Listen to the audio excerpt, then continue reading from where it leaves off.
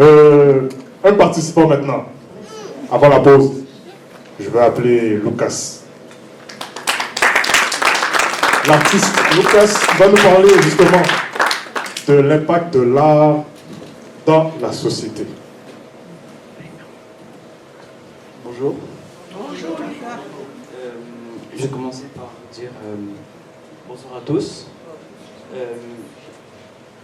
Aussi pour de vrai. Je veux dire que je suis né en fait dans une famille d'artistes qui sont en fait généralement deux types d'art. La musique et l'art visuel. En gros, quand j'étais vraiment petit, comme en maternelle, j'ai commencé à dessiner un peu partout, même dans mes cahiers de français. Alors la prof me chicanait. Et maintenant, aujourd'hui, si vous me voyez à l'école, je suis le genre de garçon qui prend toujours son cahier de dessin avec, même encore dans les cours de français. La tradition continue. Mais en fait, quand j'ai grandi, j'ai commencé à réaliser quelques effets de l'art sur la société et l'impact de l'art sur la société. Alors, quand on m'a donné la proposition de faire un speech devant vous, il me dit de choisir un sujet, je me suis dit pourquoi pas prendre l'impact de l'art sur la société. Alors, je vais commencer. Qui connaît Shakespeare ici? Vous connaissez sûrement la fameuse phrase « Être ou ne pas être, telle est la question ». Alors, cette fameuse phrase vient d'une pièce de théâtre qui s'appelle Hamlet, qui parle d'un jeune homme qui se doute de absolument tout, même du sens de la vie elle-même.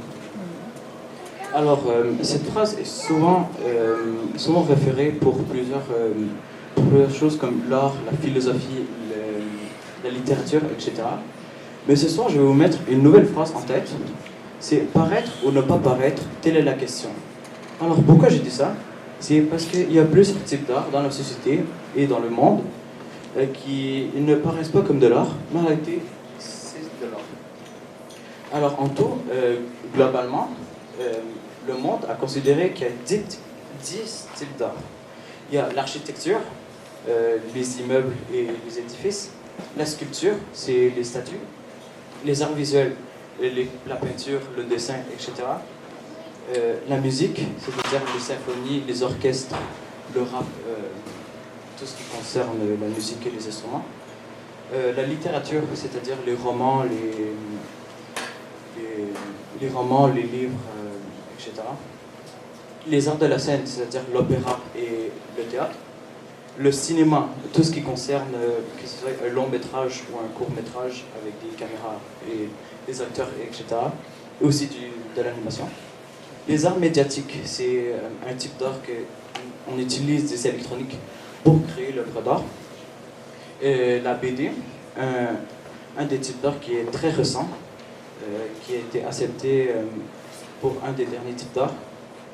Et les jeux vidéo et les multimédias. En fait, les arts multimédia, c'est un type d'art qu'on utilise plusieurs médias pour créer une œuvre. Alors, parmi vous aussi, qui regarde la télé? Qui a déjà regardé un film? Une série? Les deux? Qui regarde une série dans ce moment? Ok. Comme vous pouvez voir, il y a beaucoup de personnes qui regardent la télévision. Et alors maintenant, je vais vous parler du cinéma. En 2024, ils ont fait un sondage parmi environ 10 000 personnes qui, dans certains pays, regardent la télé pendant au moins 11 heures durant la journée, à chaque jour. En top 1, on a le Royaume-Uni, que c'est 32% de la population qui regarde 11 heures par jour. En deuxième place, on a l'Allemagne avec 27%. On a France en troisième place avec 27%. La Corée du Sud, les séries coréennes, seulement 24%.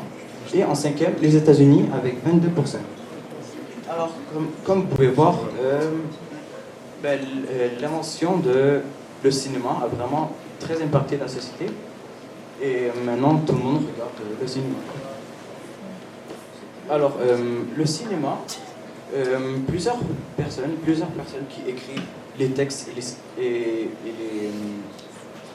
les scripts, des fois c'est basé sur des histoires vraies, des fois non, c'est des histoires fictives.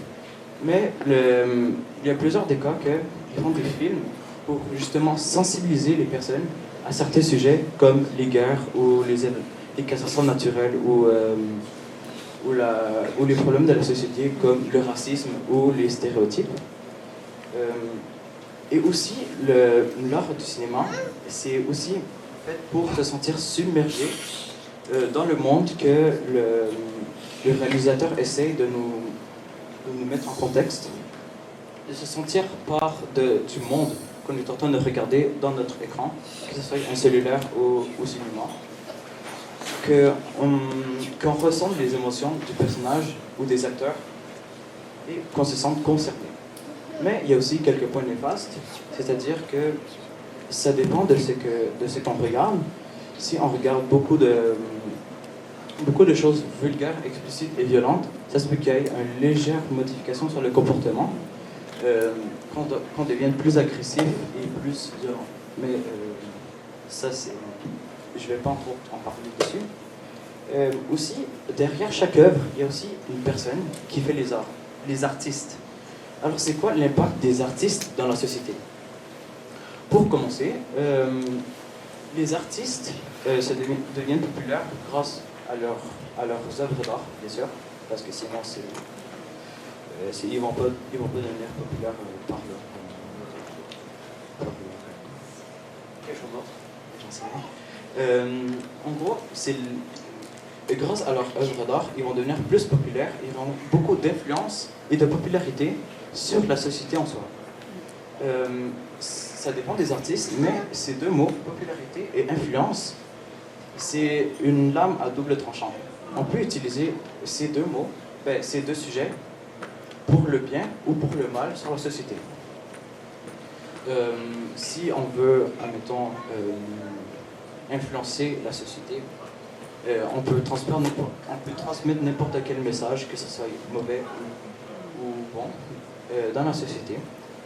Et les artistes influencent généralement les communautés, la politique des fois, et les réseaux sociaux. Alors, l'art, à date, j'ai aussi parlé des points négatifs de l'art, mais maintenant je vais parler des points positifs. En premier, l'art peut rassembler un tas de personnes et ça peut faire de la socialisation pour parler des œuvres d'art. Exemple, les musées. Ça fait aussi stimuler la créativité des artistes et la créativité des spectateurs pour interpréter et comprendre l'œuvre s'il n'y a pas vraiment une explication détaillée. Et aussi, ça fonctionne aussi pour le développement personnel de l'artiste et des spectateurs quand ils regardent les œuvres d'art. Mais aussi, l'art dépend de l'artiste en soi. Qu'est-ce qu'il veut faire l'artiste avec l'art et ses œuvres? Et quel message veut-il transmettre à l'auditoire? C'est très important aussi de ce que l'artiste veut faire avec son influence et sa popularité, comme j'ai dit tout à l'heure. Pour terminer, l'artiste aussi dépend de la communauté où il a grandi. On peut prendre l'exemple de la communauté autochtone ou de la communauté noire. Quand ils vont grandir en tant qu'artistes, ils vont faire des œuvres ou de la musique ou de la littérature à la base des communautés qu'il a grandi, comme de la musique africaine ou de l'art autochtone.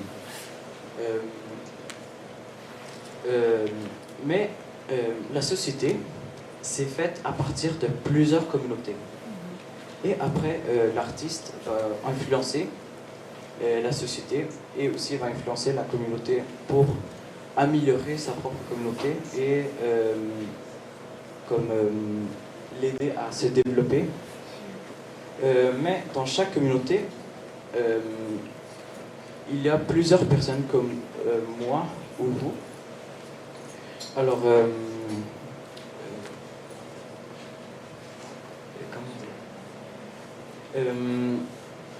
dans les communautés, il y a plusieurs artistes qui sont en développement ou qui sont développés, que leur seul soutien, c'est leur communauté.